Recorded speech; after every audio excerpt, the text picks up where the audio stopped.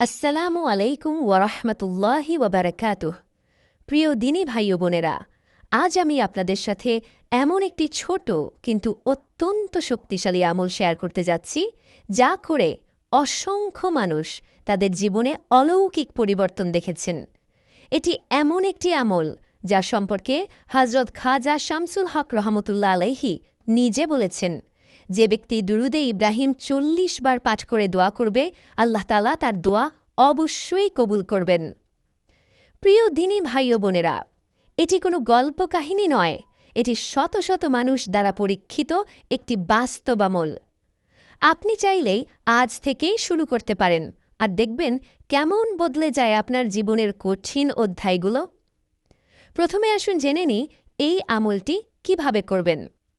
নামাজের পর বা নিরিবিলি সময়ে বসুন, মনোযোগ দিয়ে দুরুদে ইব্রাহিম ৪০ বার পাঠ করুন। এরপর আল্লাহর দরবারে নিজের চাওয়া পাওয়ার জন্য দোয়া করুন। দোয়াটি করুন পূর্ণ বিশ্বাস ও ভালোবাসা নিয়ে, কারণ আপনি তো প্রিয় নবী সাল্লাল্লাহু আলাইহি ওয়াসাল্লামের উপর দুরুদ পাঠ করেছেন। রাসূলুল্লাহ সাল্লাল্লাহু আলাইহি ওয়াসাল্লাম বলেছেন, যে ব্যক্তি আমার প্রতি বেশি দুরুদ পাঠ করে তার দোয়া কবুল হয়। সহিহ মুসলিম হাদিস নম্বর ৪০৮।